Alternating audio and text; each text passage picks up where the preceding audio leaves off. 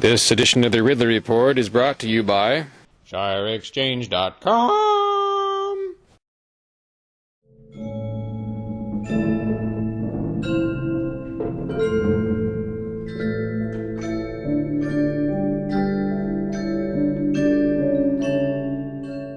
Well, yeah, I guess my first question was, who am I standing here with? Larry Finkelstein. And you were telling me, or your friend was telling me, that you had a role in the formation of the United Nations back in the 40s. Is that accurate? That's correct. What was your role, if I might ask? Well, it began in 1944 when I was a fresh out of college intern, and the State Department in wartime needed personnel, so they let me in as a... Please keep your fingers off. She's adjusting his coat. That's right. That's right. What were you saying? They were in need of personnel, so they let in interns for the first time, and I was a member of that intern group. And I ended up in the part of the State Department that was preparing for the days to come when the UN would be created. And so I was there for the Dumbarton Oaks conversations in the summer of '44. I was there. Oh boy, I'm being interviewed about the UN. Good to see you. I was looking forward to meeting you. Here I am. Yeah. Here he is. You got a job? I'm making a job. Yeah, you were helping out with the initial formation of the United Nations, and I guess my question would be, you've seen what the United Nations has turned into. It's somewhat controversial. I mean, was it what you wanted? Was it what you fought for? Well, for the most part it was, but that's a statement that just evades the important things that happened. The UN, in a sense, rewrote the rules that the League of Nations had failed to do in 1919. And these were better rules, and the United States joined the UN, which was a very important change. And so it was a turning point in the world, and a favorable one. And with the most deadly of all weapons available to the Russians. But right away we had the atom bomb that summer. The breakdown of the wartime relationship with the Russians and us. So we had the Cold War. And we went through a period of great tension in which the Security Council of the UN, which was to be the peace enforcement agent, couldn't do it because they couldn't get the votes together and overcome the veto rule.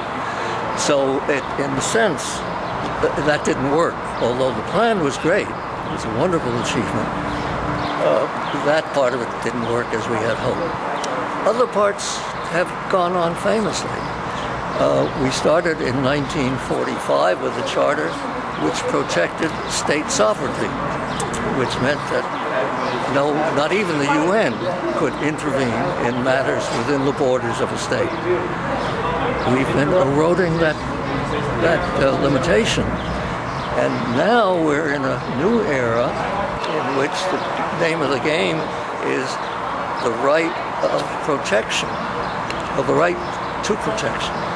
And that means that a government is now obliged to take care of its citizens against major harm. And if it doesn't, the rest of the world is authorized to intervene. And we see that happening right now in Libya. And if this takes on real strength, becomes a part of the understandings about how the world works, it's a revolution. A good revolution or an interventionist revolution? From my point of view, it's a great revolution. Well, how well has the intervention gone in Iraq, in Afghanistan, in Kosovo? Well, for one thing, I don't think we should have been in Iraq, period. That's a mistake. In the other Didn't case... the UN resolutions enable that to some extent, though? No, we didn't. We had some help from the International Atomic Energy Agency, which is a UN agency, in deciding that the Iraqis had been making nuclear weapons, which proved to be wrong. So they made a mistake, and that was what was a reason we stumbled into it.